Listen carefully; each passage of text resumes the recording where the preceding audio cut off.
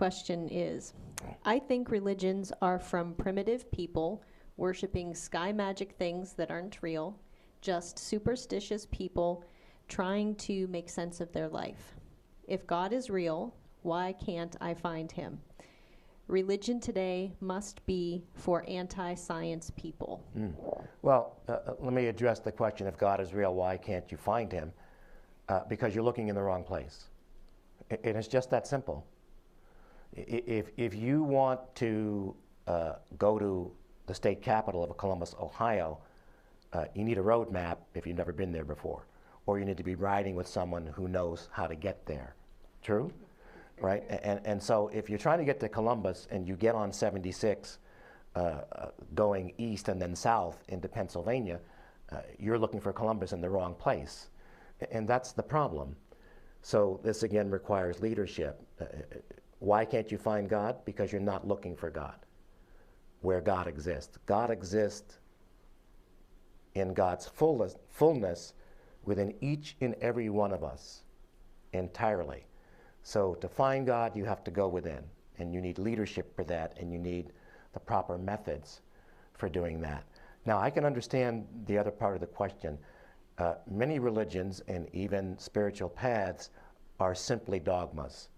And what I mean by that is that the teachers of the religions have not imbibed the state that they're telling other people they should have. This is a big issue today in the field of spirituality. And so, and I came out of the Catholic Church and then was raised in the Christian Church, and I experienced a lot of dogma. It's what drove me to find a guru, because the deacons, the preachers were preaching one thing, but their behavior was entirely opposite of what they were preaching. It was very clear that they had not had even one concrete experience of the scriptures they were preaching from, of the premises, the principles that they were espousing, that it was just intellectual knowledge. And this is why people get disgusted with religions. This is why people get disgusted with spiritual paths, because they're not having a direct experience. It's why I got disgusted. The more I dug down into the scriptures and sacred texts of the world religions, the more disgusted I became, because I realized in reading the stories of saints that I had not had the experiences that they share in their own writings. And so I said, I want the experience. I don't want to just talk about something. So yes, a lot of religions rely on dogma, do what I say, not what I do. And they're stuck in simply intellectual knowledge, which is very, very unfortunate. And I know firsthand, because that was my demise for so many years before I met my guru, that I had a lot of intellectual knowledge. I was able to debate anyone on any number of scriptures and sacred texts for which I had memorized, but I was dry inside. And so yes, if it's dogma, if you don't have the spiritual leadership by the way that should include grace, it has to include the transmission of the grace-bestowing power of God, because grace is everything. Without grace, we cannot make permanent spiritual transformation. We cannot evolve back to our true nature. We can't even recognize God on a regular basis without the power of grace. And grace comes from a master.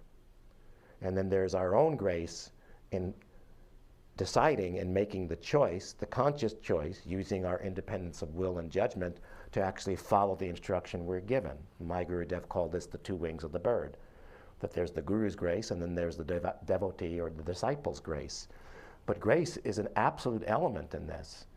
And so one must have an experience of transformation of grace that's going to immediately catapult you out of your pot of karmas and continue to move you in a way that you don't remain in the prison of the impurities that we're all susceptible to, sometimes referred to as the inner demons.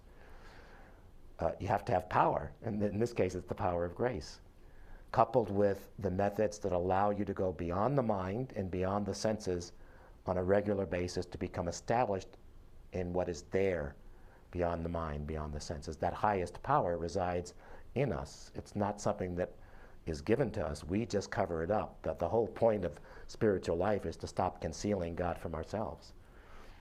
And so We begin by addressing the restless mind, and we go from there. And so, yes, I would agree that there are some religions and spiritual paths that are primitive in the sense that they're just dogmas. But if you've experienced and gotten stuck in a dogma, don't stop seeking. Look for a true spiritual leader, a true Sadguru, a true path. They're rare, but they still exist. Hmm?